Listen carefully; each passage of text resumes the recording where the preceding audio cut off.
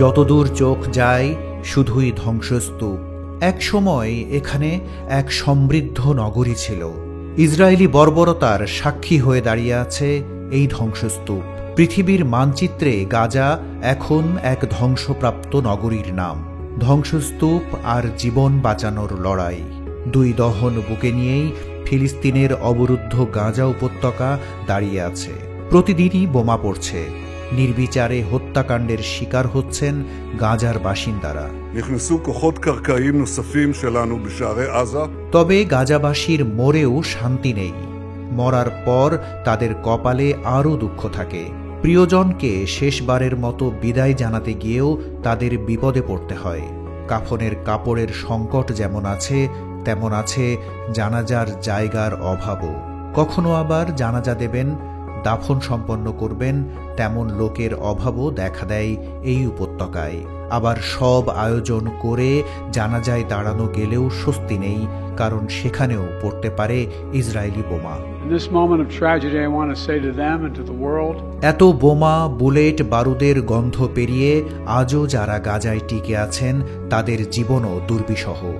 একদিকে খাবার কাপড়ের অভাব, অন্যদিকে নেই মাথা গোজার ঠাঁই। খোলা আকাশের নিচে ধ্বংসস্তূপেই স্বজন করে তাদের বেঁচে থাকতে হচ্ছে ইসরায়েলি পরবর্তী হামলায় মৃত্যুর আশঙ্কা নিয়ে। রোদে পোড়া গাজাবাসী বৃষ্টিতে ভিজে ঠান্ডায় মৃত্যুর দিকে এগিয়ে যায়। ক্ষমাহীন শীতও এই নিরাশ্রয় মানুষদের জন্য নিয়ে আসে নির্মম করুণ মৃত্যু। ফিলিস্তিনে নিযুক্ত জাতিসংঘের শরণার্থী বিষয়ক সংস্থা UNRWর হিসাব মতে গাজায় যে মাত্রায় ধ্বংসযজ্ঞ চলছে তাতে ধ্বংসস্তূপ পরিষ্কার করতেই সময় লাগবে 15 বছর। The refusal to accept the two-state solution for Israelis and Palestinians. তাদের প্রতিবেদনে বলা হয়েছে, অবরুদ্ধ এই উপত্যকাটি পরিচ্ছন্নতার জন্য 40 মিলিয়ন টন ধ্বংসস্তূপ অপসারণ করতে হবে। UNRW বলেছে, বিভিন্ন অবকাঠামোর ধ্বংসাবশেষ ও ধ্বংসস্তূপ গাজা উপত্যকার মানুষের জন্য মারাত্মক হুমকি সৃষ্টি করেছে। এই সব এলাকায় ছড়িয়ে ছিটিয়ে আছে বহু অবিস্ফোরিত বোমা।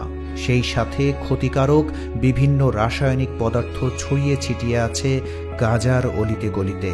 সংস্থাটি বলেছে, ধ্বংসস্তূপ অপসারণের জন্য 100টিরও বেশি ট্রাকের প্রয়োজন হবে এবং 500 মিলিয়ন মার্কিন ডলারেরও বেশি খরচ হবে। অন্যদিকে জাতিসংঘের পরিবেশ কর্মসূচি বলছে, গাজার কিছু ধ্বংসাবশেষ অ্যাসবেস্টস দ্বারা দূষিত। বিষাক্ত এই খনিজ ক্যান্সার সহ ফুসফুসের রোগ সৃষ্টি করে।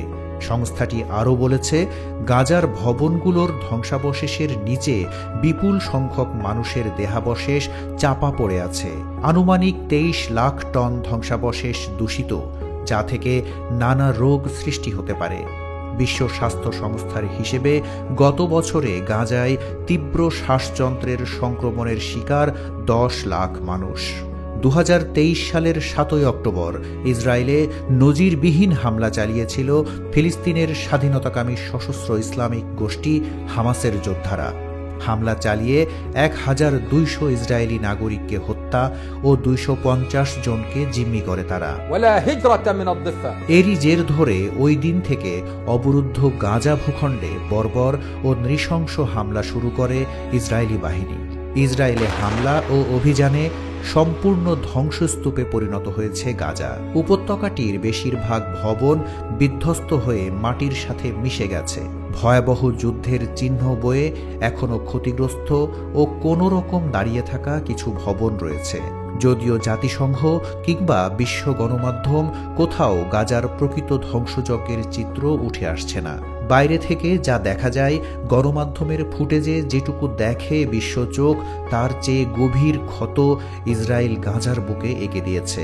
প্রজন্ম থেকে প্রজন্মান্তরে এই ক্ষত বয়েই গাজার বাসিন্দাদের টিকে থাকতে হবে। অবকাঠামো নির্মাণ করে আগের অবস্থায় ফিরতেই যেখানে লেগে যাবে কয়েক দশক, সেখানে জীবন, শরীর, মন ও মননের যে ক্ষতি তা কাটাতে লেগে যেতে পারে কয়েক শত বছর।